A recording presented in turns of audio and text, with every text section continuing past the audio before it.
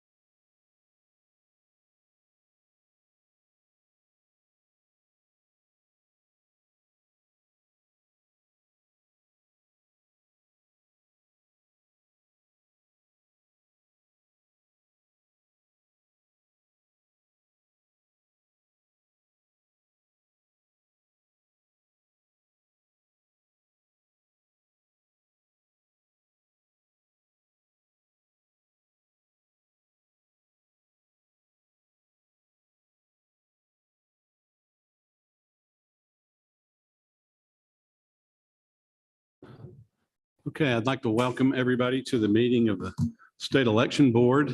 We're starting a few minutes late. We're having a little technical difficulties making sure one of our members is joining us by Zoom. And so we're just checking our connections with him to make sure that he is available with us. There is a public sign-up sheet for public comment outside in the lobby. So if you want to make public comment, please sign up on the list, and we'll be beginning in a few minutes. Thank you. Good morning, Mr. Chairman. I'm on.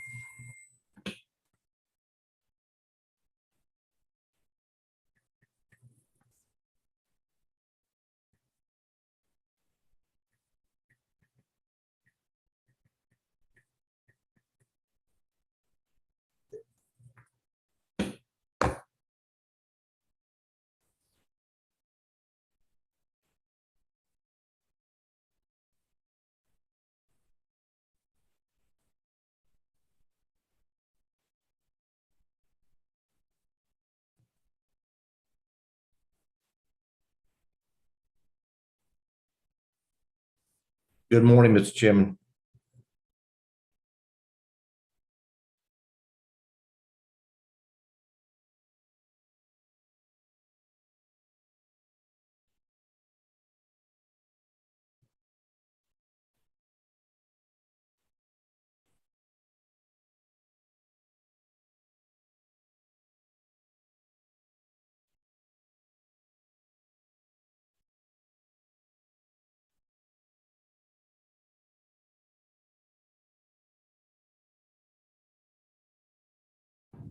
Check.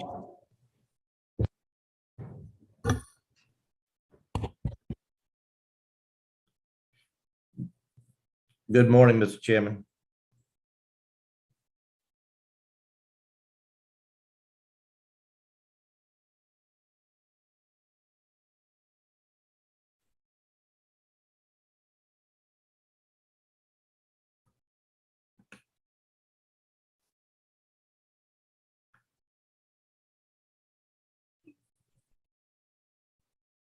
Mr. Chairman, can you hear me?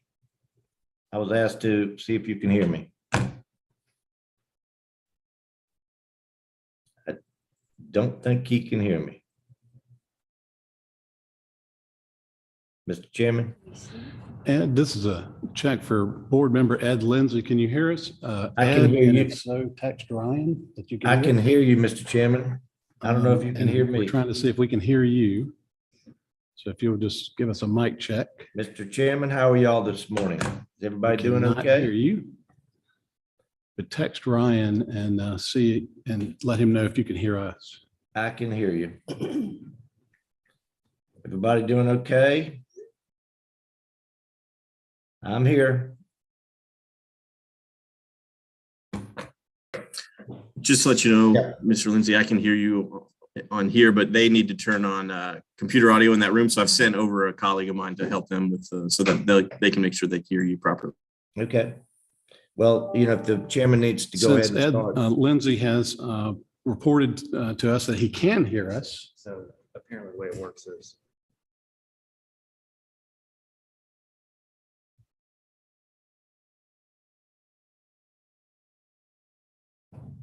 Okay, so we still cannot hear Ed, but a warning to Ed, the people that are watching on live stream can hear you, so guard yourself accordingly.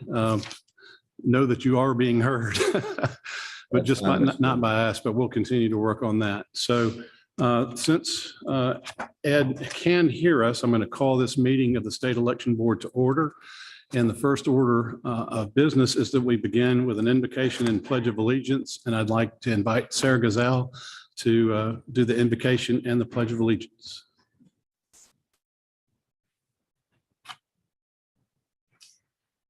Dear God, you have bound us together in a common life. Be with us today and all days, and grant us your wisdom and grace as we struggle towards justice and truth, that we may find common cause in working together for a more perfect union.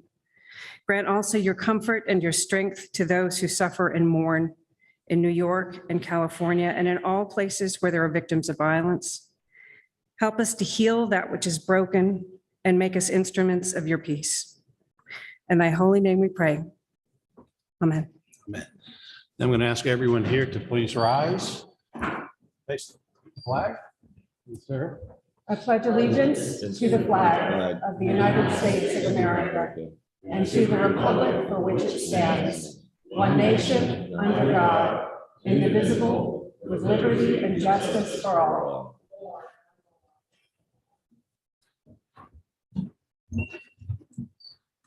Thank you. Ask everyone to please be seated.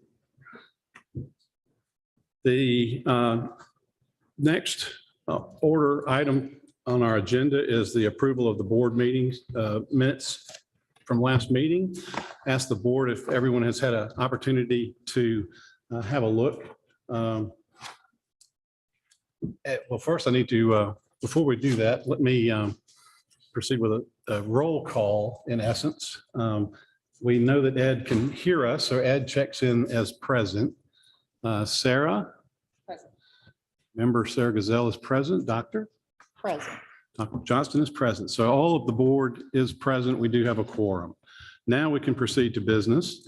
And that is, has the board had an opportunity to review the minutes from the last meeting? Are there any corrections that need to be made? Okay, at this time I will entertain a motion that the minutes be approved. Second. It's been moved and second. Any discussion? All those in favor would say aye. Aye. All those opposed would say nay. Nay. There's no nays. That passes unanimously.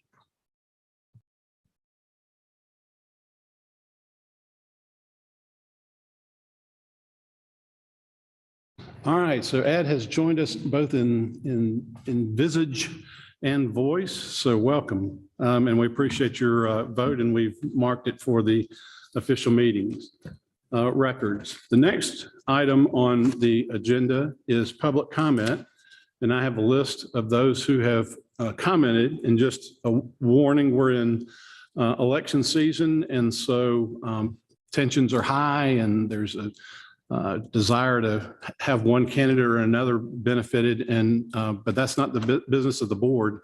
The business of the board is to run the elections uniformly and safely and transparently. Comments in favor or in opposition to a particular candidate are already ruled out of order by the chair. And so we ask you to respond accordingly, but we're going to limit it to our traditional 3 minutes. And the first speaker on the list is Rebecca Bennett. I think we have, you can come to this microphone.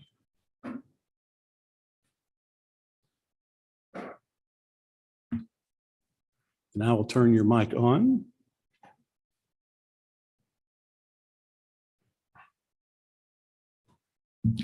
Good morning, board. My question is for a candidate that qualified, looking for some protocol or some definition into what happened in a timeline. I am told that they disqualified roughly 2 weeks after qualifying closed due to insufficient funds.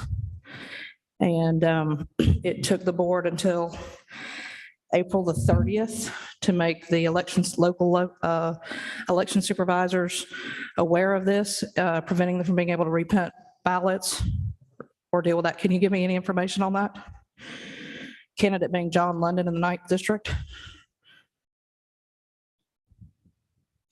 Well, the public comments section is for you to make comment. It's not a question and answer. Okay.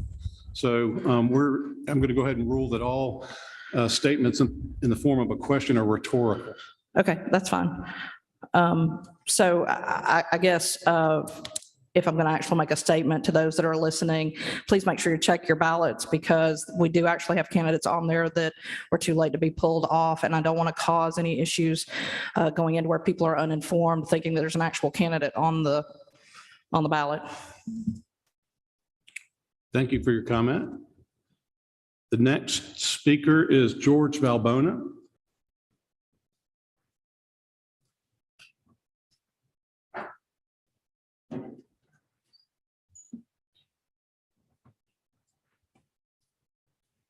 I'm George Valbona. I'm from Cobb County. I have handouts. 3 sets of handouts, and if you want, if your general public's interested, there's copies behind my cameras over there as well. I have some questions and concerns. I'd like to know why Erica Hamilton, DeKalb County's former election supervisor, was placed on extended leave of absence prior to her resignation. I think every Cobb County voter should be asking this because she was recently hired as the Cobb County registration manager.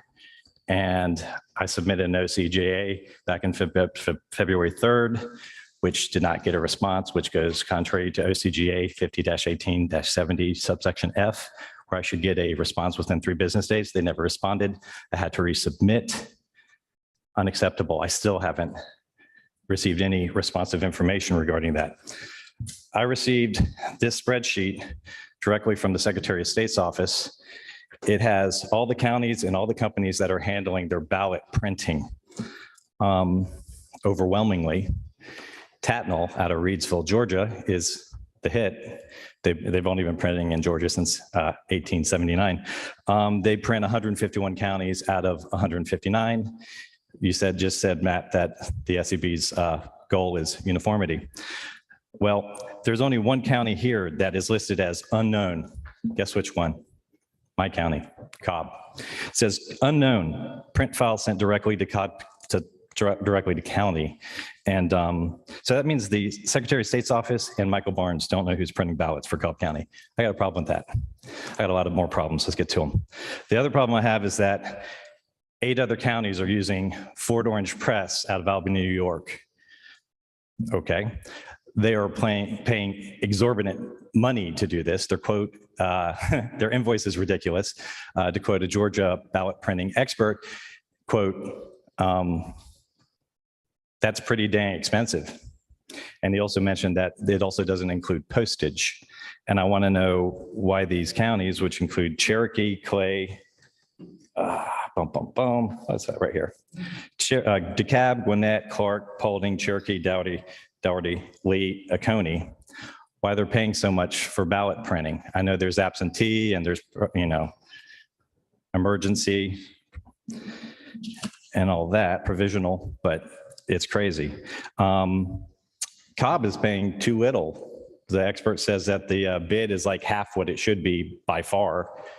And they quoted it last year. So they're not making money. Why does somebody want to desperately print Cobb's ballots and not make money for it? Don't get it. Lastly, the only reason these guys are in the table is because back in 2020, Gwinnett County opened the door by doing a nationwide bid for ballot printing. And that's why these guys are here. And I have a problem with, that's why Fort Orange Press is in the picture. And the problem is that who put them at the table is the former Gwinnett County election supervisor, Christy Royston. And she's currently the Fort Orange Press representative handling Georgia and the Southeast. Isn't that nice? I think there's a big conflict of interest there. She's also making a lot of money on it too. And she was only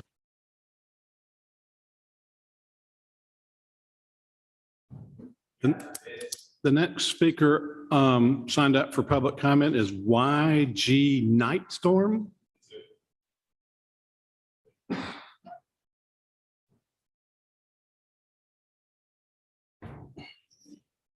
Good morning, everyone. My name is YG Nightstorm. I'm running for U.S. Congress in District 7, based out of Gwinnett County.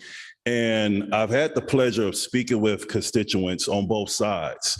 Democrats and Republicans are very concerned about our election. In 2016, Democrats are angry, saying that Hillary Clinton should have won the election and that there were some issues there. With Stacey Abrams, some of her supporters who were in Gwinnett County said that she should have won the election. There are some concerns there. In 2020, Donald Trump supporters said he should have won the election. There are some concerns there. The fact that the media and some in this state house are not considering the concerns of the constituency is a problem to me.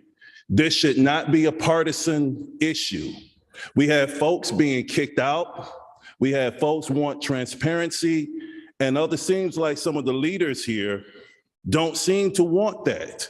The people deserve to have free and fair elections, and to have the power to choose their leaders.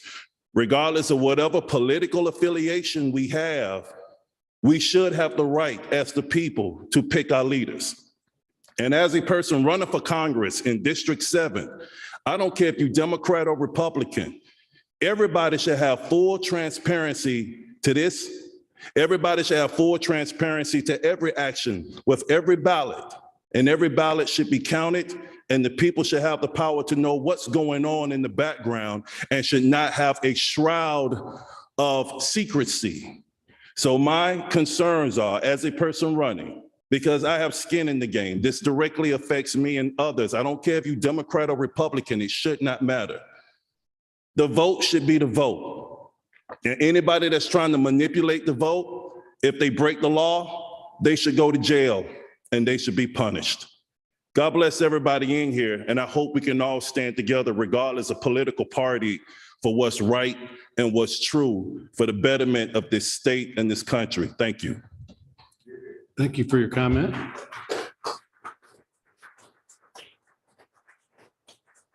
The next speaker signed up for public comment is Sally Grubbs.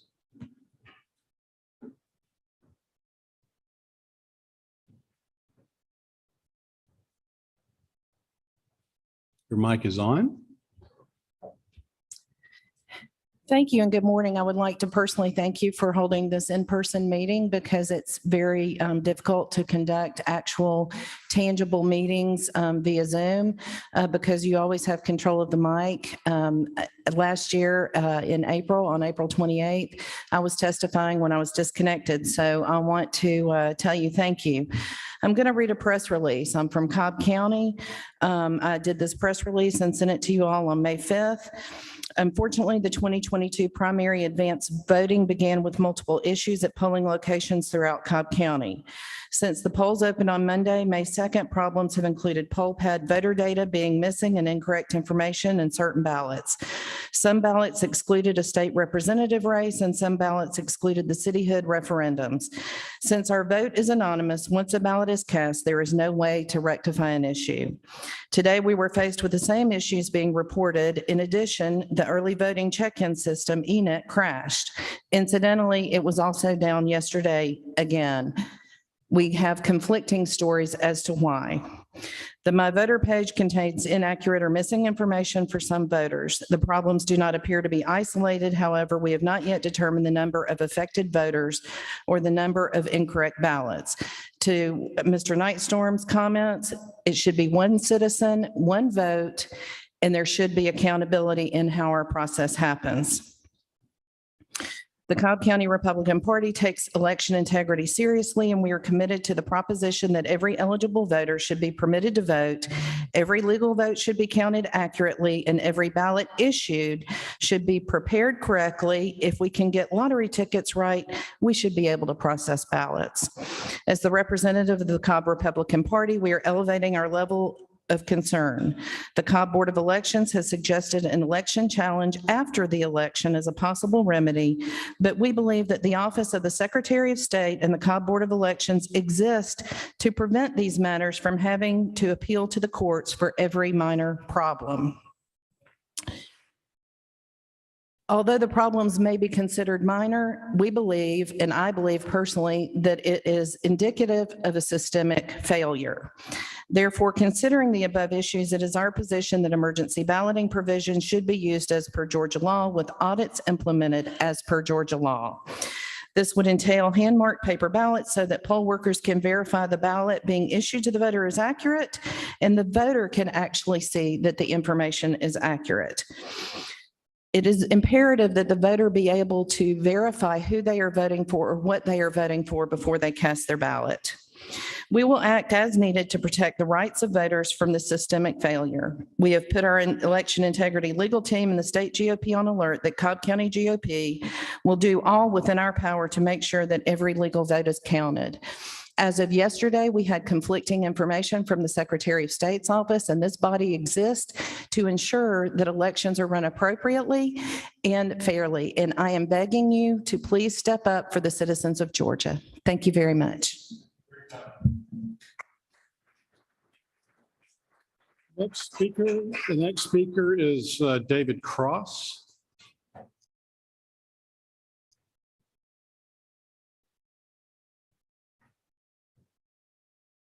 Your mic is on. Thank you. My name is David Cross. I live in Gwinnett County, Georgia. Today, I'm before you, not because you want me here for the board. I've submitted over 15 well-researched complaints on everything from potential ballot trafficking violations, Dropbox tally sheets with impossible check-in times, unsigned tabulator tapes for more than 300,000 votes in Fulton County, illegal and improperly installed election software, poll pad check-ins that don't match the statement of votes cast. I found out about today's meeting from someone on Twitter commenting by saying, "Hey, did you see this?" The state election board did not even notify me of today's meeting, even though my official complaints are on the agenda today. Nobody told me if my complaints were assigned case numbers, and my email was ignored when I tried to find out which ones would be on the agenda today. Lack of communication here is astonishing, and it's embarrassing. We, the citizens, have been asked to believe that this was the most secure, and I won't even finish the sentence. Why? Because there are so many errors, incomplete, and missing documents that it should make even the staunchest advocates wonder if the results were the results at all. I've contacted the Secretary of State over a dozen times in the past 12 months. I got so excited when he called me a few months ago, but as it turns out, he had no idea who I was, and he was simply calling me for a donation to his campaign. The Secretary and the counties have a duty to not only collect the ballots, but to verify the data and then archive the data. Nobody proofed anything. Nobody ever looked at Dropbox video. What is the point of security footage if nobody ever views it? Is it my responsibility to do the job of the county and the state election board and the Secretary of State? The Attorney General has the responsibility to prosecute and punish violations of law. So far, he's done nothing, and no one's been held accountable. My understanding is that each missing ballot image is a $1,000 fine. That's nearly $2 billion of liability. The governor has the responsibility to uphold the laws of Georgia, and clearly election laws were violated. He has done zero to help the people have confidence that the laws were followed. I never thought I'd say this, but I'm embarrassed to be a Georgian. Is this the way we run elections in the greatest country on earth, like some third-rate banana republic? Our leaders, the governor, and the Secretary of State need to fulfill their constitutional duties to the citizens. Put on your big boy pants, roll up your sleeves, and get to work. Everyone here wants a secure vote. Election integrity is paramount. Thank you. The next speaker. The next speaker is Garland Favorito, but just for a second, I have received your emails and I have forwarded every one of them along for processing. So I apologize that the volume that we get, this is a volunteer board that has no pay and no staff. So the volume of emails that we get make it impossible for us to respond to every email that we get. But rest assured, I did get your emails and I have forwarded them along for processing. Now, in addition, it is customary for complainants to receive notice when their cases are being heard. And if you are a complainant and you didn't receive notice, I apologize for that. That is not the customary thing, and I apologize for that. That shouldn't have happened. So I've been a complainant before, and I got notice of the hearing where my complaint was going to be heard. So that's the ordinary course.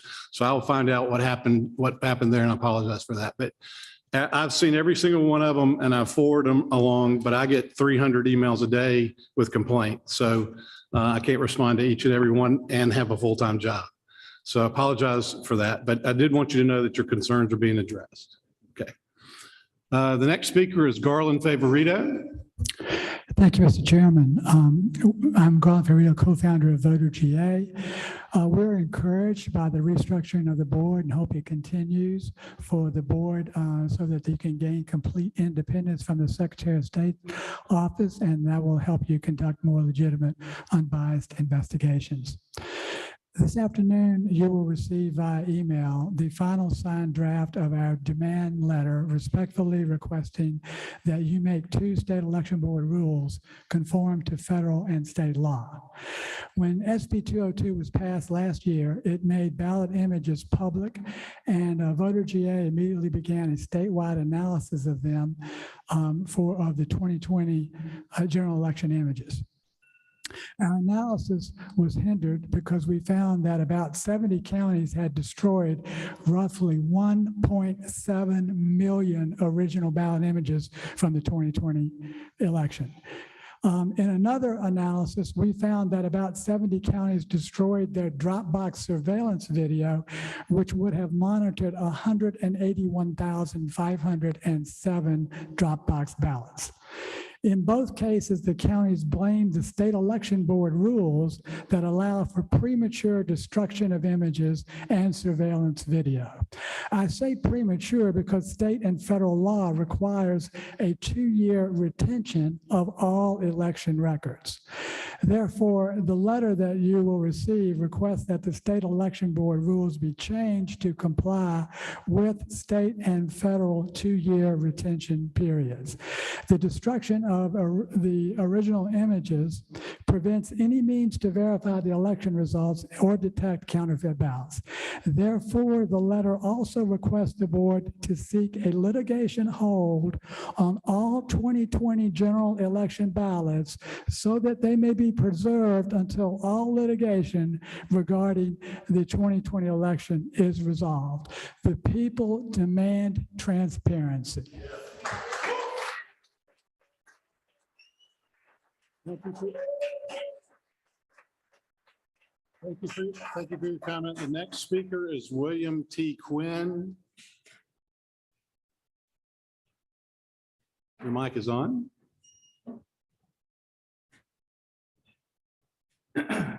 Thank you. Good morning. Yes, sir. Garland, I did get your draft demand letter and I've already forwarded it along, so I don't have a issue like Mr. Cross didn't know his was being processed. Yours is being processed. Okay. All right, but I've already sent it along, so. That's very fun. Thank you. So again, William T. Quinn, I'm a resident of Forsyth County, Georgia. I wanted to this morning make the board aware of the existence of analysis from the actual ballot records of a number of counties in Georgia. Some folks have already seen this analysis. It's based on the actual ballot listing from the systems in those counties. What's interesting is many of the counties have been very forthcoming and been happy to turn over the cast vote record to us. Notably, there have been several that haven't, which begs the question, why not? I've heard words like transparency, truthfulness, other things this morning. So as we go forward, I would like to offer to the board the opportunity to see the analysis, have it presented to you. We'll explain the findings and so forth. And I would encourage the board to send a message where appropriate to the counties that are not turning over the information yet. Cherokee, Coweta, Houston, that they should make that information available for the betterment of everybody's visibility to what happened in these past elections and for the knowledge and foresight for the people of Georgia. Thank you. Thank you for your comment. That concludes the listing of people who have signed up for the public comments. So the public comment section of the meeting is closed. We now move to the section of the meeting that is board member comment, and we proceed in reverse order. So Doctor, you get to go first as the newest member of the board. You get the honor or joy of going first. Well, thank you. Let me turn on your mic. There we go. Thank you. To all of you who have outlined deficiencies or processes that have not been completed, we will do better. But let me Imagine with me for a few minutes. I'm going to put on my baseball hat. The election is a baseball game. There are two teams with an intense rivalry. It's early in the season and the game is on. There are rules, but the way the game is played seems to keep changing. There are new rules made. The equipment keeps changing. The bats are heavy, the bats are light, the balls are small, the balls are too big. The bases are moved. The lights tend to flicker on and off. Whoever's at bat says the field doesn't seem to be level. Scores on the scoreboard don't seem to reflect the balls, the strikes, the outs, or the runs batted in. So when the game is over, neither side is really sure if they won fair and square. Now, let me share a few words, a few thoughts with you. What we're seeing in the May 24th primary is what I call a rough start. Complaints by workers that the ballot is too long for this election system. Election net down on day 2 and day 14. Easy vote unusable, and other poll pad problems in Cobb County. Fulton County with early voting scanners slower than molasses. Fulton County scanners left on 24/7. Fulton County ballot marking devices left on overnight. DeKalb County ballots misprinted and sent to voters. Fulton County voters given wrong ballots. Reports of candidates not being on ballots. Loss of chain of custody of absentee ballots in DeKalb County, and then wrongly blaming the Secretary of State. A Democrat candidate left off the ballot in HD 36. City referendums misplaced. Cobb County tax collection boxes mistaken for ballot drop boxes. Absentee ballot voter verification beginning before the posted processing date with no monitors and no witnesses. This does not bode well for the last few days of early voting and election day on May 24th. And the November election will be completely out of control if these equipment, operational, and software issues are not resolved. These distractions, chaos, and confusion only increase the difficulty the state election board has in providing oversight, uniformity, legality, and purity in the elections. My impression is that election workers are strained and struggling to keep up with the equipment, the operations, and are helpless when it comes to any software problems.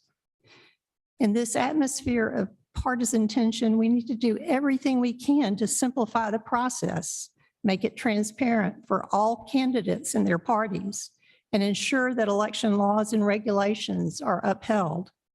There must be remedies, cures, and sanctions for violating the laws if we want the results to be trusted and accepted. We need rules that are understandable and upheld throughout the state, and we need to train against those rules. We also need to audit the training. We need to insist on uniformity and accuracy in following state election board rules. And when laws and rules are broken, there should be swift and meaningful sanctions, up to and including barring repeat offenders from being involved in this very serious election process. The good people of Georgia are paying a lot of money for this election process, millions and millions of dollars, and I'm not so sure they think they're getting their money's worth. We should not continue to create more complexity and shore up what has become an untrustworthy system. Ryan Germany, the legal counsel for the Secretary of State, said, we have a decrease in confidence of the election systems when he addressed the state election board a year ago. He went on to say, we need to build back that confidence and we need to address things that fall through the cracks and other issues. Indeed, we do need to address voter confidence. According to a Rasmussen poll, 60% of voters believe that both parties would cheat to steal an election if they could get away with it. According to the Rasmussen poll, there are several things that the majority of voters like and want. Photo ID, number one. It's common sense. It's not a crazy idea, and people want it with mail-in ballots too, in addition to driver's license numbers and signatures. Number two, accurate voter rolls. This has the support of more than 80% of voters. One legal vote for one legal voter. Simple, basic, and not that difficult to achieve. Three, bipartisan conduct and witnessing in all election processes with ballots in by election day. There are some things that voters do not like. A very extended voting period. It's exhausting for workers, it's expensive, it increases the risk for election abuses. The low number of voters at the polls do not justify extended early voting.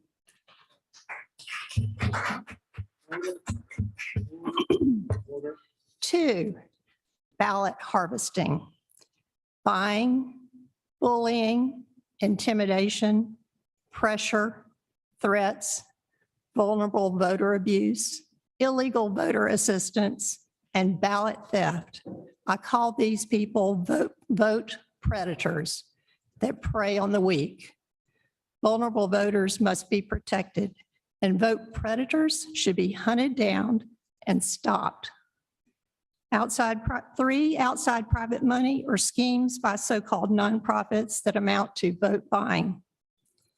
These issues were recognized by Jimmy Carter and James Baker Commission in 2005, and most of us think that they make just good common sense to ensure election integrity. Those that oppose these measures are not motivated by desire for honest, free, and fair elections, but by dishonorable and unethical interest. It's time to reset our election compass to a course that will guide us to honest, free, fair, and trustworthy elections that are conducted uniformly, cooperatively, accountably, respectfully, transparently, and ethically. Thank you. Thank you for your comment.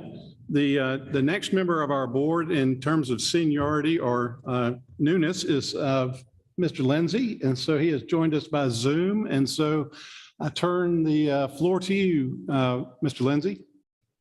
Well, first off, I apologize for not being able to be there in person.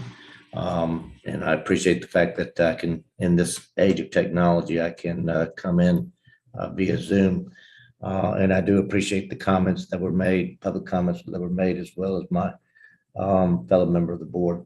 I don't have any additional comments at this time, but I look forward to hearing the evidence as on the various issues that we have before us coming. But good morning to everyone. Thank you for your comments, Ed. And I don't think I'm giving out too much information about your personal life, but you rearranged your entire travel schedule to be available this morning. So we appreciate your effort in being here. And even though you're by Zoom, that required heroic efforts on your part to rearrange your entire calendar. So we appreciate it very much. So thank you very much. The next board member is Sarah Gazelle. So we turn the floor over to Sarah. Thank you, Mr. Chairman. And I want to thank every single person who's here today. I know it's not easy being here at 8:30 in the morning, and your presence here shows your commitment to Georgia's elections. I think we can all agree, everyone here, everyone watching, and Georgians across the state all depend on free and fair elections conducted peacefully by nonpartisan professionals free from intimidation. Our election officials in 159 counties across the state are doing everything in their power to maintain confidence in our elections with limited resources. Amplifying unproven and misleading allegations of voting misconduct creates a chilling environment for voters and election workers alike. I'm wholly committed to working together with my colleagues here to find a path forward with our communities that ensures Georgians' trust in our election processes, supports our election workers, and diffuses the rising rhetoric and tensions across the state. I watched the movie that is on everybody's lips. I've read all of the complaints and I've watched all of the accompanying videos that have been sent to the board. The claims made in the movie have been reviewed and refuted by numerous Republican appointed and elected officials. GBI Director Vic Reynolds explicitly stated that he's seen no evidence linking any alleged cell phone data to unauthorized ballot delivery. The analysis is flawed and there are assertions there that are wholly unsupported by any evidence that I've been provided. Aside from individual isolated instances that I can count on one hand with fingers to spare, I've seen no credible evidence of any organized efforts of unauthorized persons delivering ballots, let alone widespread invalid votes being cast. As the AJC has pointed out, a verified valid ballot will be counted regardless of how it was delivered. In Georgia, absentee ballots are only issued to registered voters who have applied for those ballots. And those applications have been processed and I asked the lady to suspend for a minute. The ability of the public to be in this meeting is a privilege that should be exercised with due dignity and respect. No one interrupted the speakers when they had public comment, and no one should interrupt the board members. Okay, if we have a problem with this, we'll clear the room and we'll have a public meeting by Zoom again. So I'm going to ask all of the people here in person to conduct themselves with the respect that the elections deserve, the respect that these board members deserve.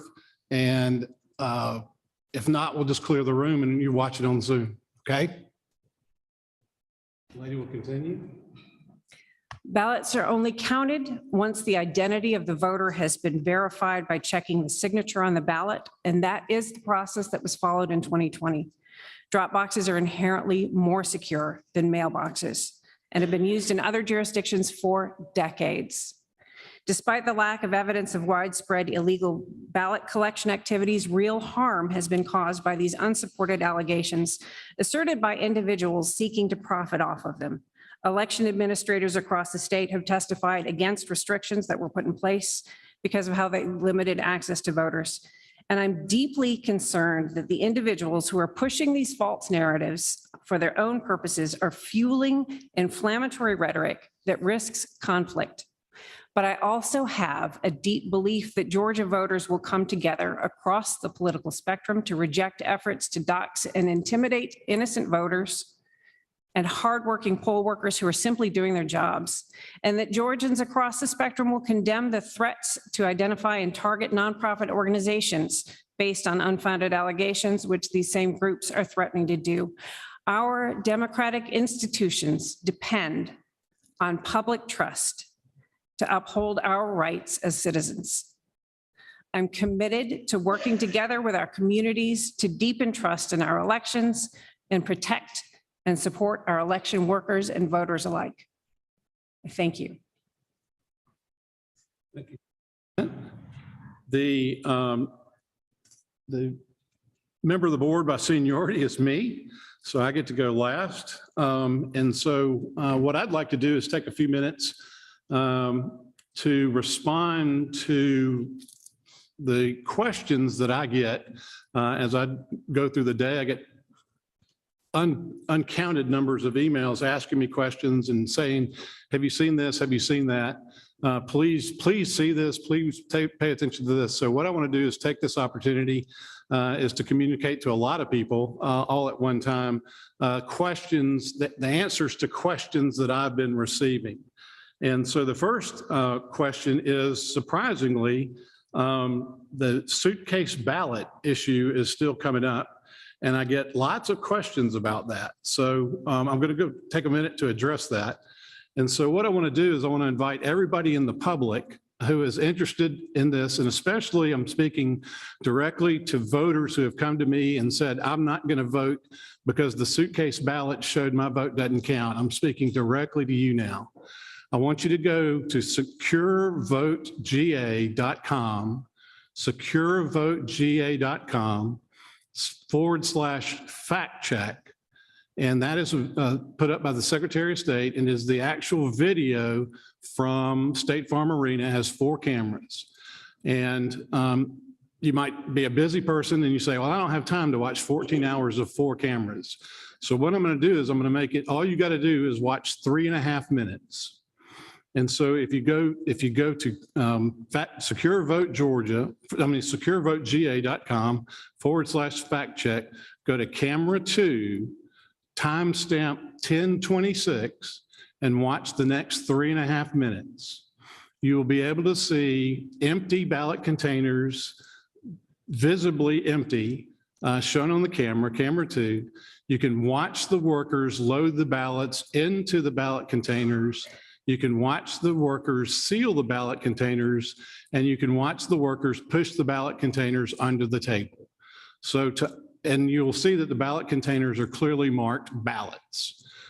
So I still have people coming to me saying that they smuggled in unauthorized secret suitcases of ballots. I still get this. And so you can see on this camera that it says ballots. So all it'll take is 3 minutes of your time, 3.5 minutes of your time. And it also, you can go to camera 4 at the same timestamp and see what the monitors are doing. So you can watch the 3.5 minutes where those ballot containers get loaded. And you can watch the monitors watching or not watching the workers do that. The second thing I want to do is I want to take a minute to commend the state's lawyers and representatives in the legal suits. We have tremendous representation, and I want to call these lawyers out by name: Josh Belinfante, Vincent Russo, Brian Tyson, Melanie Johnson, Ryan Germany, Charlene McGowan. They all do a tremendous job for the people of Georgia. They're some of the brightest lawyers out there. They're certainly among the most experienced election lawyers out there, and they have a win ratio that I've only seen exceeded by the Walton High School girls tennis team that went 159-0. So these lawyers are very, very talented. So, and the state of Georgia should be very proud. The citizens of Georgia should be very proud to have them representing them. So one thing we see on the national press, we see talking heads get on the television and tell us the lawyers should have agreed to this, the lawyers shouldn't have agreed to this. And I just want the citizens of Georgia to know that the lawyers that are working on their behalf are some of the most talented, energetic, conscientious, and dedicated public servants that I've ever met. And I'm proud of each and every one of them and what they do. The final thing is that I want to point out, I've had lots of people say, beg me, please watch the movie, 2,000 Mules, please watch the movie, please watch the movie. So I did watch the movie, and I need to make, I'll make 4 points about the movie. First is I know Hans von Spakovsky. I've known him for a long time. He's an acquaintance of mine. He's a very smart person. He's been very interested and very dedicated to issues of ballot harvesting for a long time.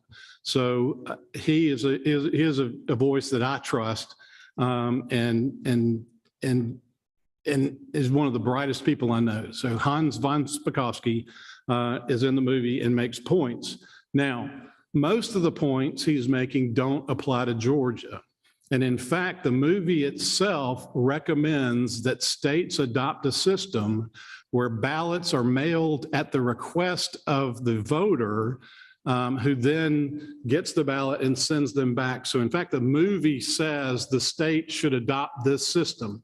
Well, the thing is, Georgia uses that system and has used that system for many, many years. So the citizens of Georgia who see this movie or talk to or their friends are talking about this movie, the movie suggests that the other states, they don't mention Georgia by name, but it suggests that the other states adopt the system that Georgia uses. So you can be confident in that. This next thing about the movie is they are free to draw whatever conclusions they want, but the citizens of Georgia need to know that Sarah was correct in that a ballot that is delivered by a ballot harvester, and let me take a minute out of this, is that I actually, in my experience, I actually was part of a team that busted a ballot harvesting ring in Georgia that resulted in prosecutions. So the citizens of Georgia can rest assured that they have one of the only people in Georgia that has actually busted a ballot harvesting ring, taking this very seriously. Now, a brief moment to talk to my Republican friends out there.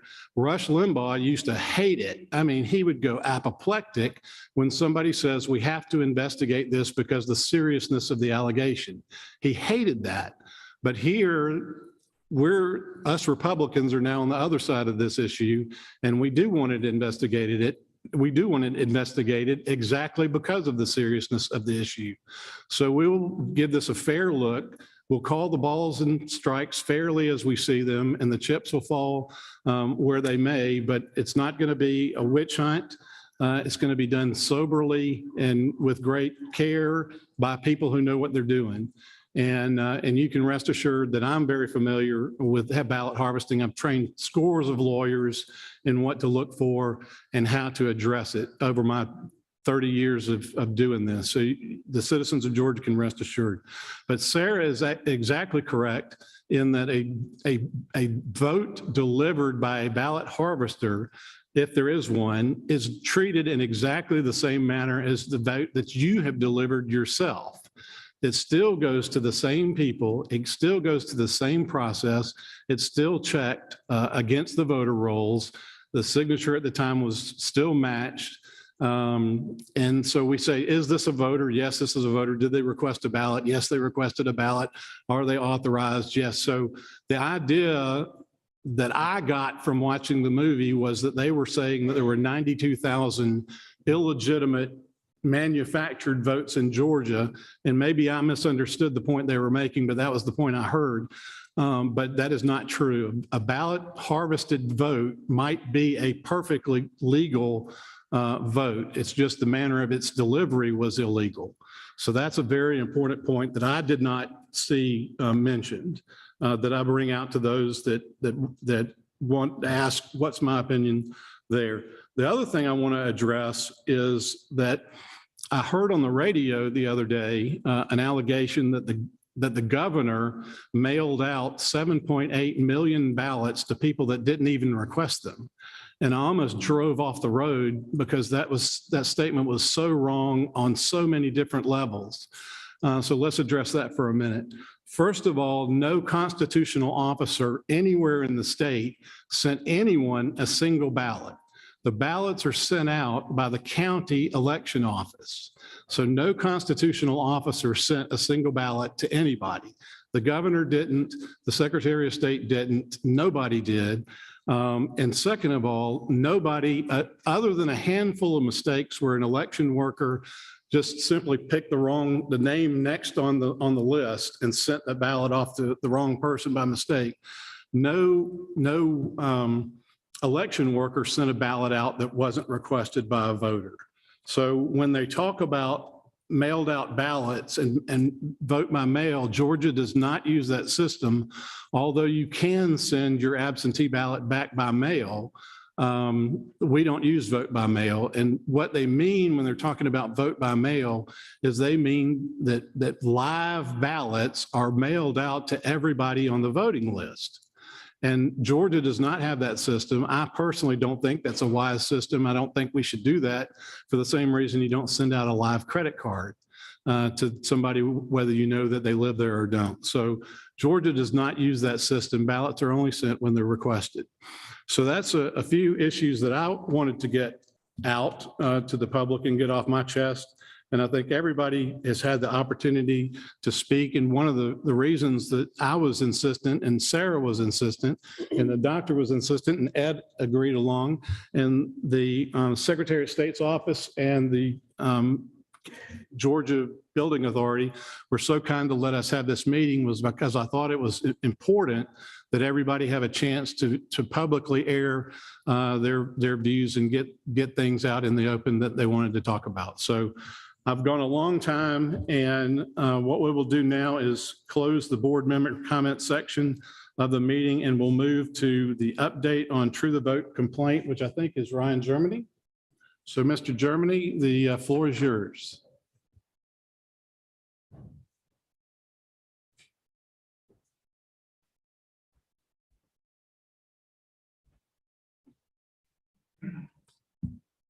Thank you, Mr. Chairman. I'm Ryan Germany. I'm the General Counsel at Secretary of State's office. I wanted to give the board members a quick update on the complaint from True the Vote that we received that we are investigating. At the last meeting, the board members authorized subpoenas to go out. Those subpoenas have been sent. We are in discussions with True the Vote's lawyers about receiving information, and we look forward to receiving that information so that we can fully investigate these claims.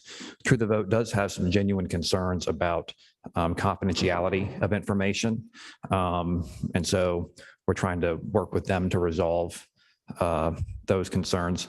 It could be a situation where we end up needing to go to court and have the protection of a court order to protect confidentiality.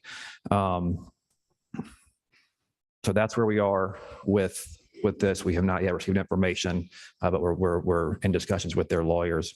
At this point, I would ask the board to authorize the AG's office to take appropriate action if it does come to a point where we need to go to court to enforce the subpoenas or get a protective order. I would ask the board to authorize the AG's office to take that action if it becomes necessary. That's a request for a motion. The chair will entertain a motion if the board member would like to make one. So moved, Mr. Chairman. Okay. We have Sarah and Ed have both moved and seconded. Doctor? Discussion? So I'm very Sorry, my fault. concerned about confidentiality and actually the safety and well-being of said whistleblower. Do we have any information about the whistleblower? Not at this point, no, ma'am. Is there any indication that the whistleblower was discovered and harmed? We don't have any information about the whistleblower at this point. We've requested that information.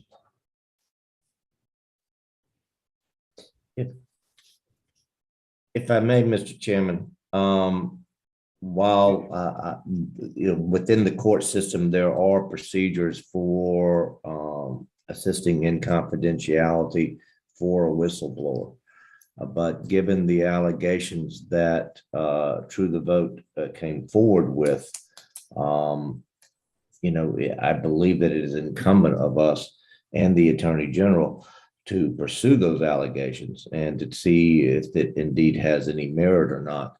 And I would encourage True the Vote to cooperate with us and cooperate with the Attorney General to set up the necessary safeguards for any whistleblower, which can be done through the court system. But let's get to whether or not these allegations have any merit or not.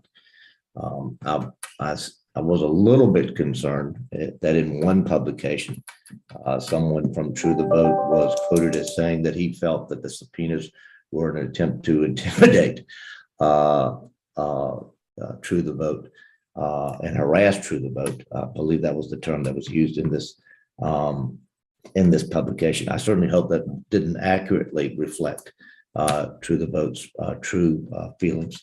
And I certainly hope that they will, and their lawyer will work with the AG to set up the necessary safeguards for any whistleblower. But let's move forward with the investigation. And the only way we can do so is if someone comes forward with specific evidence with someone who can testify.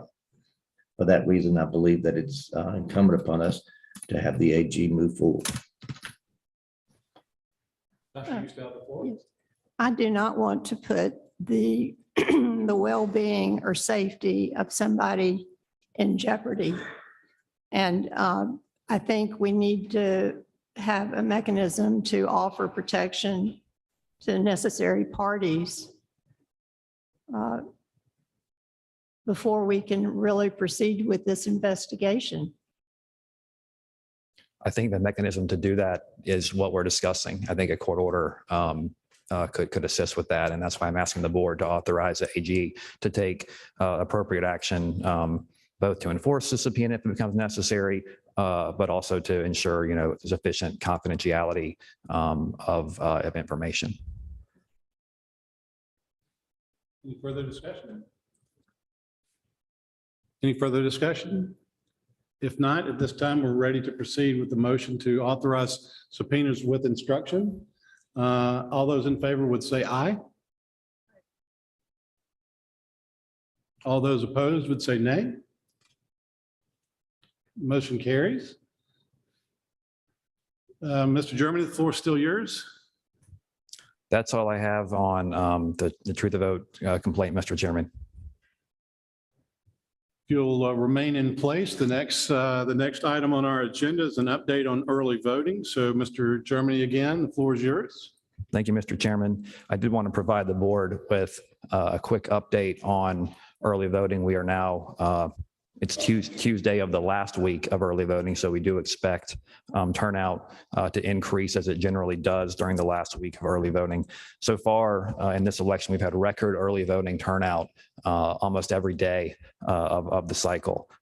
Yesterday was, in fact, the highest day that we've had in the cycle, and we've been consistently, I think it's about 2.5 times the number of early voters that we had in 2018, and about 1.5 times the number of voters the number of early voters that we had even in the 2020 cycle for in-person early voting. And also, we have not had reports of lines. I do expect for those listening who haven't voted yet, that lines will probably increase as the week continues. So if you can work that into your voting plans. But that is what we're seeing. We're seeing record early voting turnout, and we're seeing no reports of lines at this point.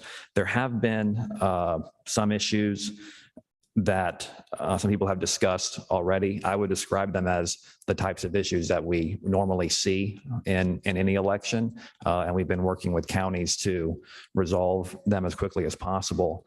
The bulk of the issues that are a bit unique to this cycle are because this is the first election following redistricting. That following the 10-year redistricting cycle. And as the board members know, we had a condensed redistricting cycle this year due to the delayed census, and then delayed numbers out from the Census Bureau. So the counties we're working diligently to complete that redistricting as quickly as possible. But we are seeing some issues with redistricting, and we are working with counties to resolve them as quickly as we can. I'm happy to take any questions.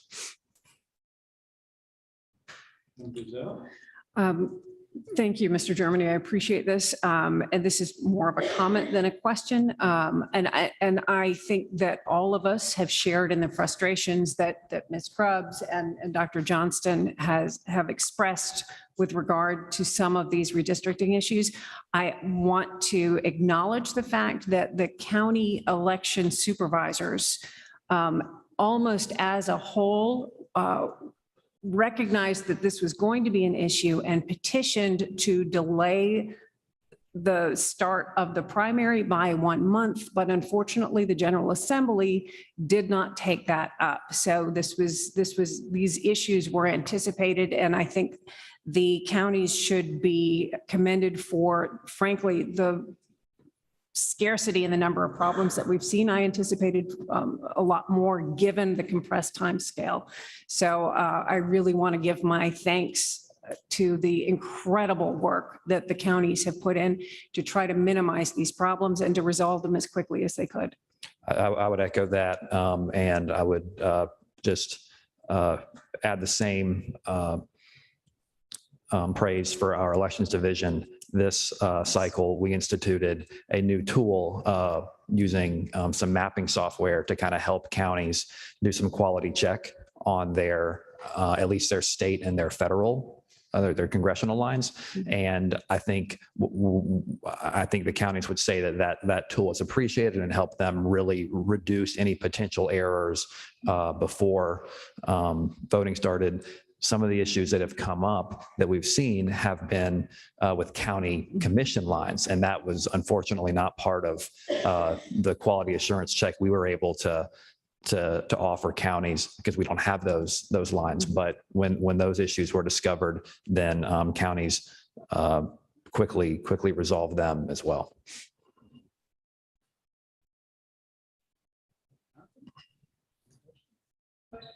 I would like to make a quick comment as well, Mr. Chairman, just to, while I do recognize the difficulties that the counties are going through, I think all of us are concerned anytime any voter has their vote cheapened, for want of a better term, because of some irregularity, and that these need to be taken care of as quickly as possible. So that every voter's vote can be fully counted. I am encouraged by the turnout, to sort of echo what you said. And for those who are listening, who want a good website to check daily, is something called georgiavotes.com, which is a great website that shows you every day, that shows that as of today, in terms of turnout, 2022 primary early voting versus 18, we're 196% higher than we were just 4 years ago. And I think that's a good positive sign of the interest of voters in this election and their desire to exercise their votes.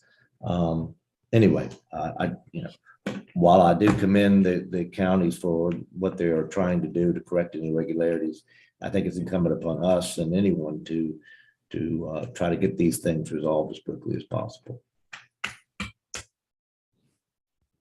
Thank you. Any further comments from the board? Okay. With that, we'll conclude the update on early voting, and we'll move to investigations reports. Call SEB case number 2022-054, Gwinnett County ballot harvesting. I think we have an investigator. We have our investigators. Great. Morning. I'm Investigator DeWeese with the Secretary of State's office. The first case is 2022-054, ballot harvesting involving a white Ford SUV. Complainant sent in video clips of the white SUV approaching the ballot box at the government building in Gwinnett County. A male subject exits and places 5 ballots inside the ballot box. The video had the vehicle tag. I was able to find the registered owner and identify him and interview him. But prior to my interview, I researched his home and located 5 legal electors that lived inside the home, and they were all family members. I checked all their ballots in our eNet system, and they all coincided as being dropped in the drop box on the same day as the mail placed them in the video. And they were all counted either that day or the very next day. So I then interviewed him and validated that he had more than 5 people living in his home, but the 5 electors all lived in that residence at that time, making all those ballots legal ballots. Thank you for that report. Any questions from the board? Dr. Johnston? Thank you for the report. Did you get information as to the relationship of each of those 5 people? They were his children and his wife. And did you interview them? No.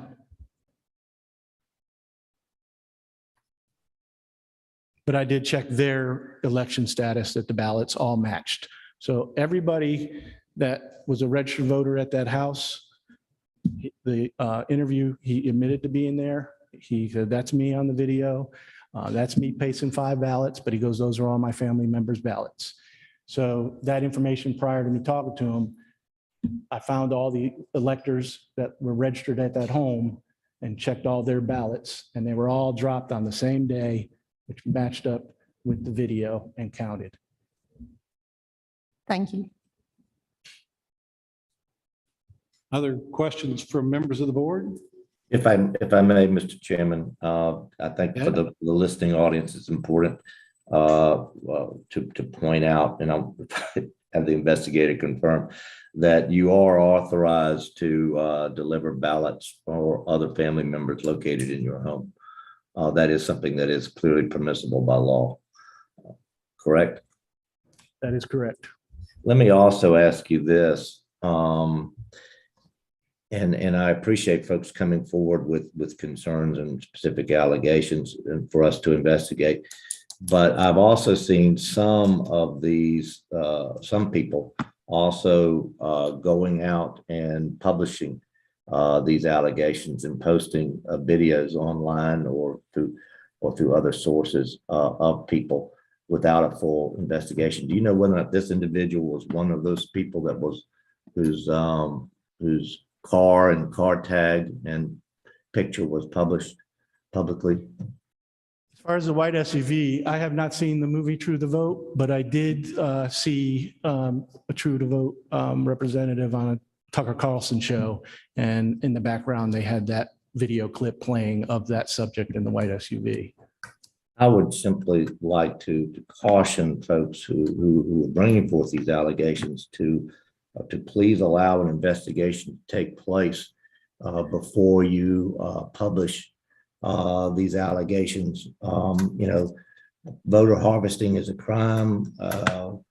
Claiming that someone is committing a crime without fuller investigation carries with it some legal liability as well. And I would like for folks who are simply exercising their right to vote and exercising the right of their family to vote, not to have allegations thrown about them, and to simply ask folks to be a little more cautious in this day and age to make sure that before you make those kind of allegations, that you turn over the claim to proper authorities and allow an investigation to take place before you publish it, and perhaps bring into question someone's good name. Just a cautionary, I think this is a cautionary tale here that I would like folks to observe in the future. Thank you, Mr. Lindsay. I do have one, it's kind of a question, but it's for the benefit of the people out there, and you can defer to your colleague if you'd like to answer this question. But when you go and interview people, a friend of mine was put up for U.S. attorney, and so she listed me as a reference, and the FBI came and talked to me about her as a reference, and they came with badges and guns. I was scared to death, and it was just a job reference. So how do y'all approach? Do you communicate with them the seriousness of it? Do you communicate with them that it's a crime to tell you things that aren't true, or how does that process work? I think people listening would like to know at what level are we just taking somebody's word for it, or at what level is the weight or the magnitude of the system made apparent?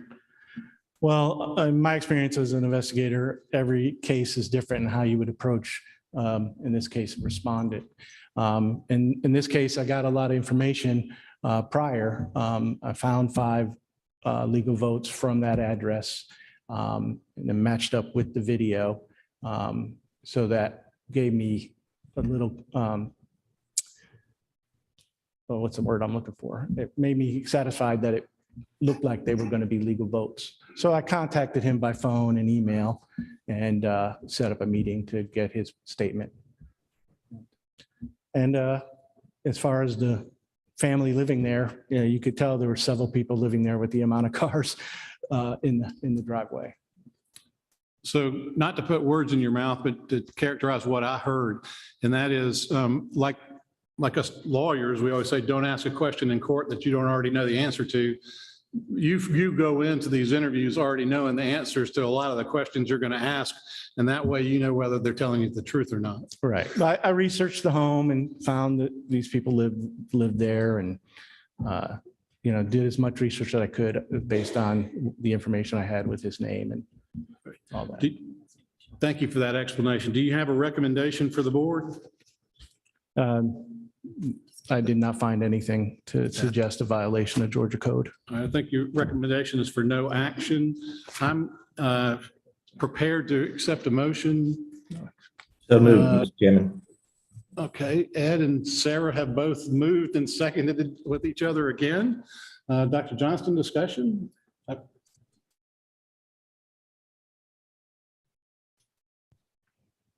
right.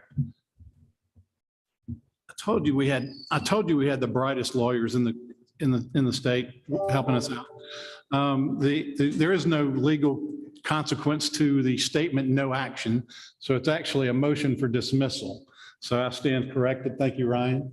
And the board will restate the motion as one for dismissal. So That's moved, been Mr. Chairman. seconded. So we are ready for discussion. Dr. Johnston, anything? No discussion. No discussion. We're ready to vote. All those in favor of the dismissal will say aye. Aye. All those opposed will say nay. So the motion carries and this case is dismissed. Next case on the agenda is SCB case number 2022-055, Gwinnett County ballot harvesting. You have the floor. Yes, thank you. It's very similar, same kind of complaint. Video received from the complainant showing a subject driving a red Corolla. Same thing, this was on 10/18/20. Placed ballots inside the ballot box and they appeared to be more than the one legal allowed ballot.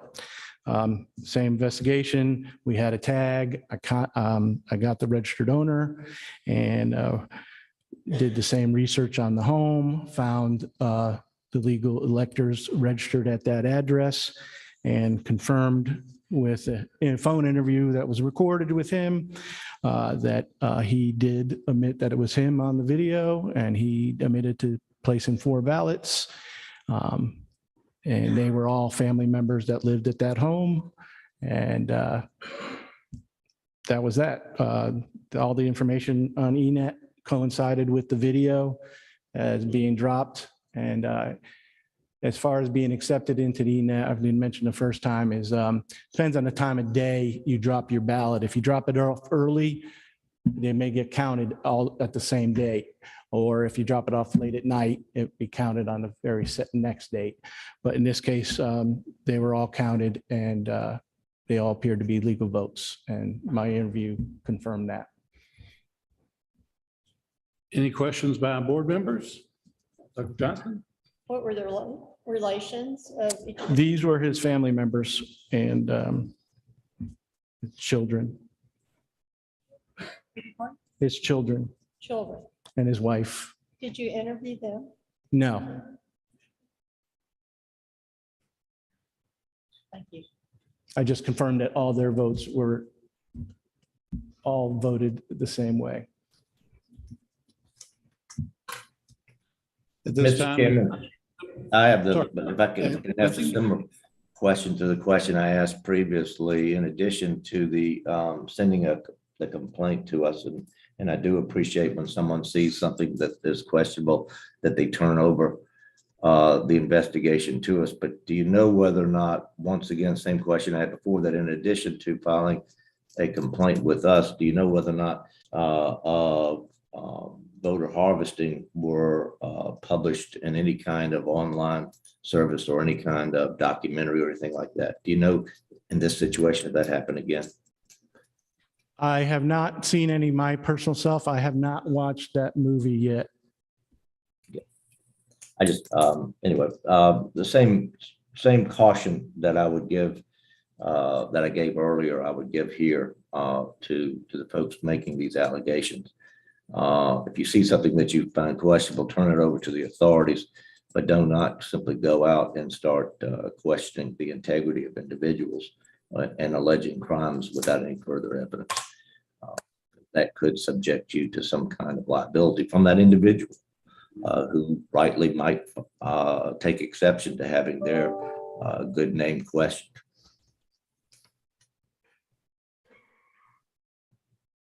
So I understand your finding was there was insufficient evidence to prove a Georgia election code violation. Yes, sir. Okay. At this point, the chair will entertain a motion by any of the board members So moved, Mr. Chairman. to dismiss. Move to dismiss. Okay, and there's been a motion to dismiss and a second. Discussion? No discussion. No further discussion, so we're ready to vote. So all those in favor of dismissing this case SEB 2022-054 would say aye.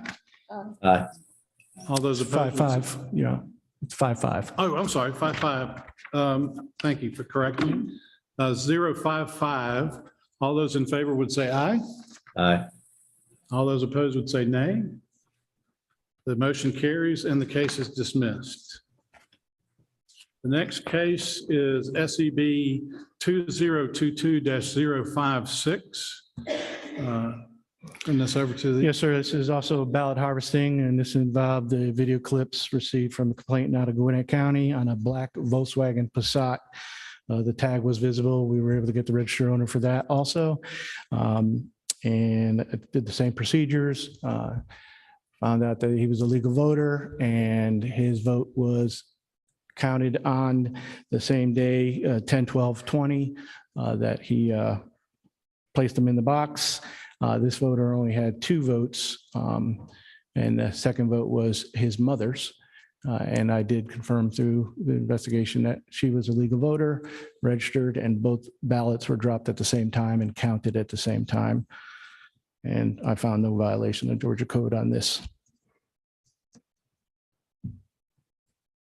Questions from the board? Question, did you interview the mother?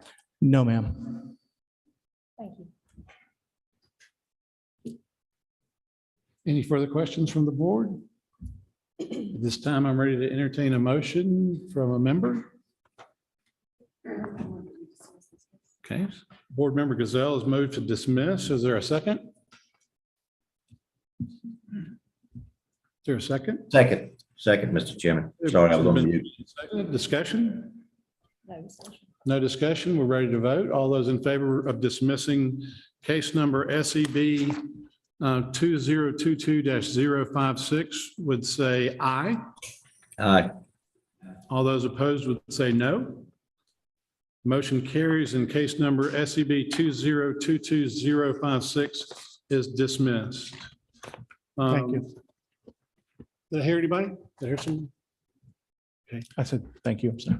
One thing I would like to just add to my comment on this is I would like to state the appreciation for those citizens out there that are watching these videos. I think the cautions that have been given are very wise, but the people that are watching these videos are basically giving up their time to be poll observers. They're doing it after the fact rather than during the time, but it is still time, and it takes hours and hours and hours and hours. And so I think the citizens that do this provide a tremendous public service and have my thanks, but I think should also be cautioned to be judicious in with your findings. But I appreciate the time that it takes to go into watching these videos. So with that, we will move on to the next item on the agenda, and that is the Attorney General report. Charlene McGowan, Attorney Charlene McGowan of the Attorney General's office is here to present that. So we turn the floor to you, Attorney McGowan. Thank you, Mr. Chairman, and good morning, board members. For the Attorney General's report, I just have one agenda item, and that is a consent order with the Spalding County Board of Elections and Registration. This consent order resolves 2 cases. One is a 2017 case 2017-073. That case involved some redistricting issues back in 2017 with the City of Griffin municipal election. But the primary case that this consent order resolves is 2020-157, which involved a number of significant issues that arose on election day in November 2020. The board voted to refer this matter to us back in August of 2021. The issues in that case that arose were failure to have voters sign the voter certification at check-in, failure to timely start voting on election day, when the poll pads were not working that morning, poll workers used provisional ballots instead of emergency ballots, which should have been done pursuant to this board's rules. There were also some issues about the proper handling of provisional ballots when they were at the end of the day. The consent order also addresses the Secretary of State's investigation into allegations that ballots had been discarded in a dumpster. As was reported when this case was presented to the board, that allegation was not corroborated. And while there were no ballots that were discovered in that dumpster, there were documents containing confidential voter information that had not been disposed of properly. So the consent order with Spalding County Board of Elections includes a civil penalty of $13,000, investigative costs of $6,321, as well as training requirements for county elections workers. So our office recommends that the board approve this consent order. Questions by the board? Ms. Gazelle? Yes, my question is regarding the mandatory training. How will that be conducted? Who will be conducting it? What sort of feedback, oversight will there be with that? That is something that will need to be worked out between the Secretary of State's office and the elections director of the county. The county does have a new elections director, so we will work with them to make those training arrangements. Okay, thank you. Other board members' questions? I have a question if no one else has. Okay. My impression is this is a rather large fine. You have a lot more experience in this than even I do. And how do you rank this on fines that you've seen or that you've been involved with? This is fairly large. This is a large fine, yes. This is one of the biggest, this is one of the bigger ones I've seen. So this was a serious matter treated very seriously by the Attorney General's office. That is correct. At this time, I'll entertain a motion to approve. Oh, a further question by Dr. Johnson? So are there circumstances where the election supervisor is prohibited from working in the election arena, in the election office? Or are recommendations made? Yes, the board does have the authority to revoke an election supervisor's certification. It can also lapse if the director does not receive their annual training or meet their annual training requirements. In this instance, the particular election supervisor that was in the position for the November 2020 election is no longer with Spalding County. And if I may, do I understand correctly, there is a case pending against that person? Yes, and to clarify, this particular consent order for the case, the 2017 case, the Spalding County Board of Elections and Registration is agreeing to take responsibility for her actions for that incident, but not for the 2020 case. So our office still has a case pending against the former election supervisor, and we will pursue that separately. Is there a manner in which this previous election supervisor would be prohibited from working in another county office? We would have to look into, the board would have to look into taking steps to revoking her certification to the extent that she is still using it. So I think a consideration for workers that are sort of repeat offenders, is there a method that we have that would suggest that or a process for revoking a certification so that they don't pop up in another county? Are you talking, I'm sorry, are you talking about elections, county elections directors, or just poll workers, any elections worker in general? Well, I assumed that this was the election supervisor that was having the difficulties. If I could step in for just a minute, I have an analogy that I'm familiar with, not personally, but I've seen it. And that is the Judicial Qualifications Commission sometimes will settle a case with a judge by the judge agreeing not to stand for election again. So as you enter into consent order negotiations, that is one of the tools that you might use, that the person would say, you know, I'm done with elections. And so they would agree as part of the consent order, never to hold that position again. Is that? Yes, that's certainly a tool that is available to us. And if I may, Mr. Chairman, sort of to follow up, once that investigation regarding the supervisor is completed and they come back to us, we have the authority at that time to move to revoke their license to be a supervisor, election supervisor, correct? Yes, that is correct. There is a provision in the elections code that allows the election board Yeah. to revoke Yeah, certification. I just want to make sure that the audience knows that we have that power, that her investigator, I don't even know if it was a she or he, that investigation is still ongoing, but that power is still available to us when it comes back for a final adjudication. So is there a notification process that is in place that the board would be notified if this election supervisor was soon to be hired in another county? I'm not aware of any notification process that exists.